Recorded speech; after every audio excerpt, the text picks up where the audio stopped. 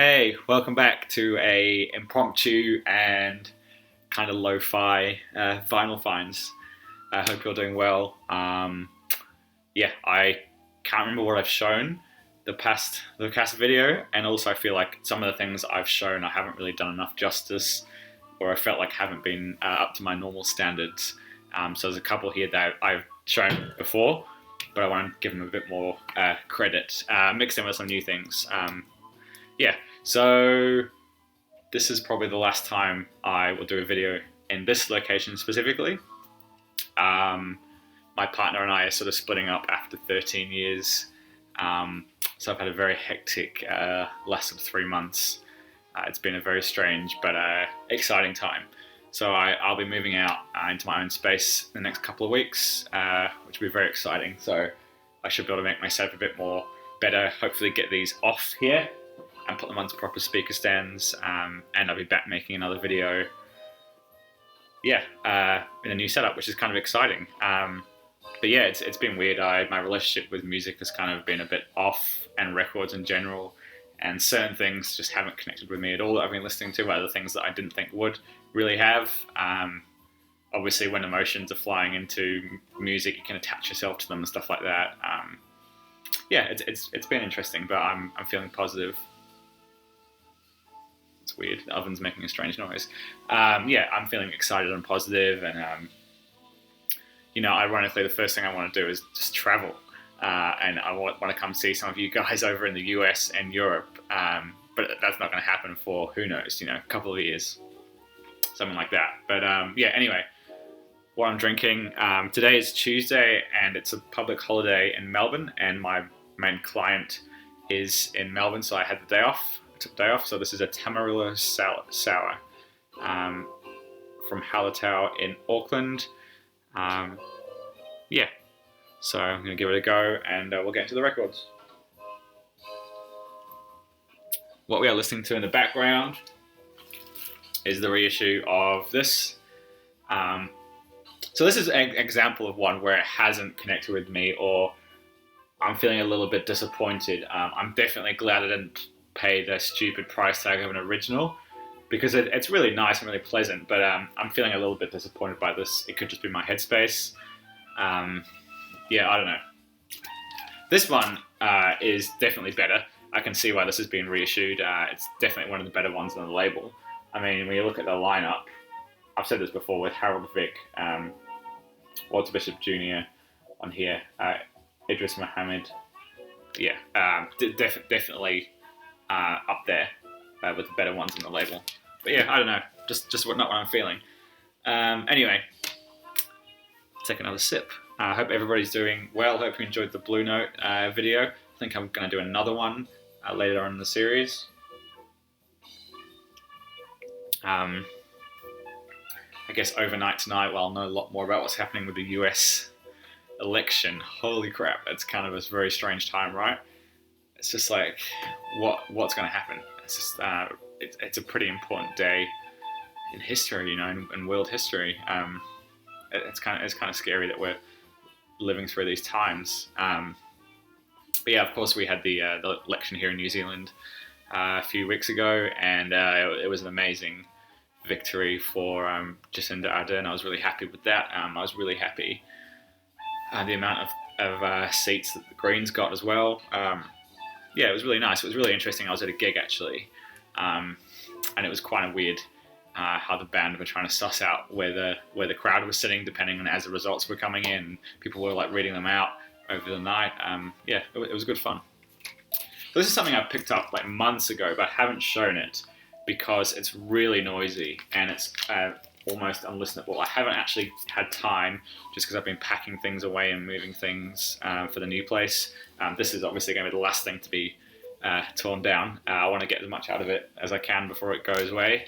I need to get the ultrasonic cleaner out in my new place and give this a really deep clean. But I do know this album, and it's an absolutely wonderful, beautiful record. This was something that Anthony played me years ago, before Japanese jazz had its resurgence, before it became the new cool thing. He had a whole bunch of stuff, and he played this to me, and it was really, really special. This is an absolutely beautiful beautiful jazz record. It gets really interesting as you get into it, but just the mood and the feeling, it kind of, what's on that cover is kind of, and the title, just it's really seamless. Yeah, I really enjoy the bass playing on here as well. Wonderful. One that I had been looking for a very long time, and I've tried to buy the reissue several times, but this popped up at a local record fair. I went with a friend who owns a record store here, and we went for a drive up the coastline. It was really beautiful. If you follow me on Instagram, you may have seen the shots. It was a Friday afternoon, the sun was out, and it was a long weekend. We got caught in traffic for 3 hours, but we got to the record fair, and I walked in, and I could see that every seller there was just a middle-aged white man, and I know in New Zealand that means there's going to be Fleetwood Mac, Barbra Streisand, Deep Purple, blah, blah, blah. So I was feeling a bit disappointed, but I was really happy to find this for a very decent price, an original pressing, music from Twin Peaks. I don't need to say anything about this. It's an absolutely wonderful soundtrack. Yeah, incredible. You should know this, or I'm sure most of you do. This is one that I already have, but I found for $3 an original US press, which was really strange. This is an album that I absolutely adore. I think it's really fantastic. I have a New Zealand pressing of this, which I had assumed that the US press would sound much better. But in fact, I'm surprised. The New Zealand pressing sounds so much better than this. I couldn't believe it. So I may do a thing where I keep 2 copies, which I never normally do. But for $3, I couldn't pass it up. Yeah, Willis Allen Ramsey, amazing record. But yeah, it was really weird. I was totally expecting an inferior New Zealand pressing, I guess. All right, this was another cheapie I found at the fair. Swan's The Burning World. I didn't know this. I knew it was meant to be a bit of a sidestep and seen as a failure for a lot of the fans. I guess it's generally seen as like a neo-folk record. I can compare it quite easily to Nick Cave and the Bad Seeds. It has that feel to it. Of course, I'm not saying this was stolen from them because they came out basically around the same time. But yeah, I don't know how I feel about this. It feels very dramatic. Feels a bit forced or something. I don't know. I like it. I think it's really nice, really interesting, but I don't know. I don't know if it's authenticity or something. I don't know what it is. I don't know. I didn't pay too much for it, so I'll see how it go. But let me know your thoughts on this album if you know it. I know obviously it's completely different to a lot of the stuff. I mean, generally speaking, their stuff is very varied, but yeah, not what I was expecting, I guess. This is one that I also found really cheap at the record fair. King Crimson, Last Tongue and Aspic. Now, again, my head is just not in a space for this at all lately. And, the opening track is pretty amazing. And then I just kind of get bored and I switch it off on the rest of the stuff. So I'll put this away and revisit it in maybe a couple of months when I'm more into it. No doubt, amazing classic King Crimson lineup. You've got Bill Bruford on here, John Wetton. Who else is there? Obviously Robert Fripp. See, David Cross I don't really know, and Jamie Murr I don't really know. I'm not a King Crimson nerd by any stretch, but yeah, I'm pretty happy to find this on the cheap, and it's actually really clean, a US pressing. One that I should have had years ago, but I didn't. Massive Attack Mezzanine. I don't have to speak about this. This is kind of one of those foundation cornerstone records for me. I'm not going to say it's my favorite because that's possibly Blue Lines, but yeah, this is a really wonderful one. This is just one of those weird. I think it's one of those might be a 2019 pressing that's just in circulation at the moment, and it's a 2 LP and it sounds really, really good. I was actually really surprised how fantastic it sounds. I think, Teardrop is obviously an absolute masterpiece, but Inertia Creeps is my favorite on this album. Yeah, it's fantastic. Kind of glad to fit that in the collection. I think the only one I'm missing now is 100th Window, and I'd be pretty happy with what I have for them. Okay, this is one that I paid for quite a lot, but I figured I would not see it in New Zealand again, and to get it here from overseas is crazy with the shipping. This is something that I am in love with at the moment. I can't keep this off the turntable. This is the Grey Anthology. It's a 3 LP set with a double gatefold. It's essentially a really dark mixture of experimental, hip-hop, droney sounds, jazzy sounds, funky sounds, rap bits. I'll read you what's written on the back here. 1979, downtown New York, Grey was making industrial music with sound. Jean-Michel Basquiat played the guitar with a metal file. Michael Holman played masking tape and steel ball bearings. Justin Time abstracted the keys, and Nick Taylor played his guitar with historical restraint. This is fantastic, man. Like, check out the track. There's so many on here. I'll say "Cut It Up, High Priest" is probably the most famous one on here. But yeah, the thing that I found really interesting, there's a whole remix, the Shades of Grey remix EP, which has got remixes by King Brit. Who else is on here that I would know? Dr. Doom. Todd Rundgren does a remix. Didn't notice that before. And the Gaslamp Killer. There's some remixes on here. But yeah, this is amazing, man. This is like a really, really. It's for me, it feels overall like a hip hop album, but it's got definitely industrial and experimental and dark, heavy sounds to it. It's super cool. It's very expensive to get, but it's a look at that for a cover too. It's a deluxe package. Super thick, super heavy. Look at that for a gig. DNA and Grey at CBGB's. Absolutely wonderful. That's been on my list a lot lately. Been playing it quite a lot. I've also been playing this playlist on Spotify, which is made by Kieran Hebden of Fortet, just of some really contemporary electronic stuff, and I'm feeling myself drawn to, more dance music and electronic music at the moment. So I'm sure there'll be some purchases coming up in that direction. Okay, so this one is what I was sent VCLT. You would have seen in my previous video, and I was kind of I knew sort of what it was, but I didn't know what it sounded like, so I didn't really say much about it. But this has really grown on me a lot. Like, I really, really like this. It's fantastic. For me, the second side is where it really kicks in. And there's one track in particular that I really love, and it's called "The World's a Mess." It's in my Kiss. It's so amazing. It just sounds like a British post-punk, catchy track. It even sounds like it could have come out in the 2000s. It's really wonderful. I can totally see being on Slash where this fits into the LA early punk, post-punk scene. It's super cool. I can hear that they were massively influenced by stuff like Wire, but not the same. The thing that sets us apart is obviously what's his face from Ray Manzarek. I don't know how you pronounce his surname, on the organ from The Doors. It just adds something really different to it. It's super great. I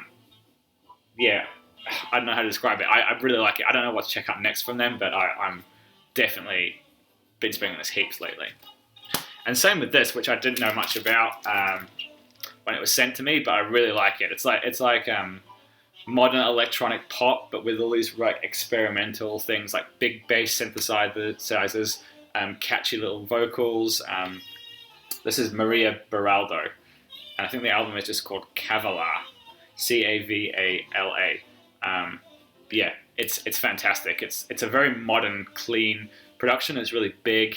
I guess like my initial thought was like the Brazilian Björk, but not as good as that. But that's what I heard at first. But then it changes again, completely different. And there's some really interesting sampling of keys and stuff like that in there, and some really good use of reverb and spacious. But it kind of starts off slightly more poppy, and it gets really more interesting as you go along. But look at that cover. This is absolutely fantastic. I really like it. Again, something that is probably out of my zone normally, and not something I would normally go to, but because it was sent to me, I really got into it. So thank you again. God, sorry. What was I going to say? Okay, a couple of jazzy things, and then we'll finish it off. I have shown this before, but I still haven't got my head into it and been able to understand it and get behind it yet. This is the reissue. So I don't even know why I'm showing this really, because I've got nothing to say, because I just haven't been able to connect with it or engage with it. I'm not saying it's bad. I know it's an amazing album. There's some really nice tracks on here, but I just haven't been able to absorb it 100% yet. So I'm not even going to talk about it too much. Same with this, which I found locally. This is the Tone Poet reissue of Sam Rivers' Contours. My Sam Rivers collection is woefully small. I think I've only got 2 other records by him. But I saw Joe Chambers on the drums, Ron Carter on bass, and I was blown away. Now, the one track I did know from this, which was the reason I got it, is the track. It's the first track on side 2. I can never pronounce it, but it's EUT, ERPE, Uturper. I don't know how to pronounce it. And that's what I'd heard on Spotify or YouTube years ago. And I thought what I found really interesting about it is the bass line that Ron Carter plays on it is absolutely sublime. It's very subtle and it's very in the background. And it's not overly complicated, but it's a real feel bass line. I don't know how to describe it more than that. It's just a really simple, and it just sits there and it kind of floats through the mix. And it sounds like Ron Carter. I don't know how to describe it better than that. It's just a very charismatic Ron Carter bass line. And it's just, I don't know, it just really just floats through the mix and adds so much by doing so little. That's what I really like. But really good. I think the first side is definitely a little bit more pushing boundaries, and the second side eases back a bit. But these obviously sound absolutely wonderful. I did notice with this one in particular, I had to crank the volume a lot more. Well, I didn't, because then what happened is I switched to something else and it was way too loud, which I thought was really interesting. I don't know what that's about, but going to keep picking up those. And then the next one is something that I didn't think I would ever own, but I did know that there was a New Zealand pressing of it, and that's this record here, Neil Ardley, Symphony of Amaranths. Now, this is the New Zealand pressing. Obviously, the UK one goes for big money. I almost bought the Wah Wah reissue when it came out a few years ago. Actually, several times I almost bought it, but for whatever reason, I didn't. I had a feeling maybe one day a New Zealand pressing of this will pop up somewhere, and a guy on a Facebook page had it locally, so I jumped on it. It wasn't cheap, but it was definitely under the triple figure mark for sure. But this is an absolutely wonderful, really strange record. I guess I would loosely say it's UK jazz, predominantly because of the players on here. But if I start reading some of these out, it's basically a who's who. Stan Tracy, Neil Ardley, Carl Jenkins, Jeff Klein, John Heisman, Harry Beckett, Don Rendell, Dick Hextall-Smith, Derek Wadsworth.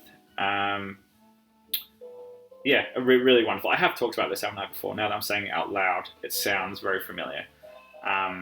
Really lush. I guess you would say it's like a big band, but it's not. It's just very symphonic. It's not symphonic, that's the word either, but there's so many layers and textures and spaces and pauses. And of course, Ivor Cutler is on here with a spoken word piece, which is sung, he speaks, and then Norma Winston sings throughout too. It's really wonderful. It's a very unique, very interesting record. It is a symphony, I guess would be the way to put it. I love this. I'm really happy to finally get a copy. In fact, I'm stoked even just holding it now that I have it. So there we go. Again, I'm not sure how much of that I've shown before. All right, I'll be back soon. Who knows, we'll be in a new setup. And I'll probably have a new haircut or something. I don't know. Thanks for watching, guys and girls.